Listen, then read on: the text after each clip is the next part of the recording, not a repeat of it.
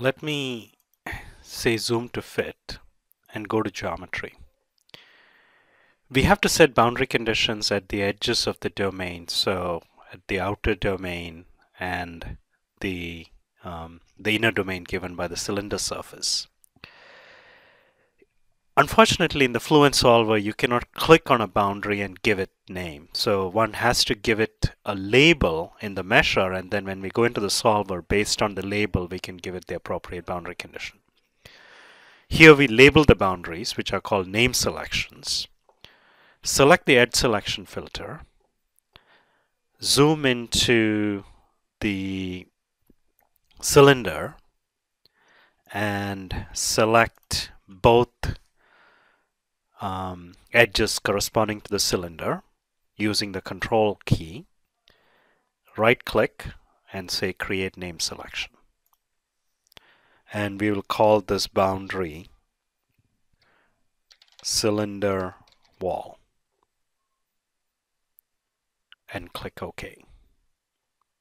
And you see that adds name selections to the tree, and we see cylinder wall, and that gets highlighted here. I'll zoom out and call the, so I'll select this boundary and right click and say create name selection and call that far field 1. Similarly, I'll call this far field 2.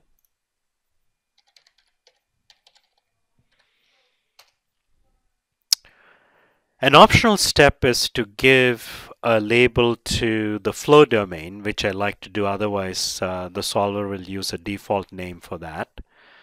Go to the face selection filter, select both faces using the control key, right click, create name selection, and we'll call this flow domain. I'll say flow underscore domain. If I go and highlight each of these name selections, it'll show me the corresponding boundary, and that's a good way to check the name selections.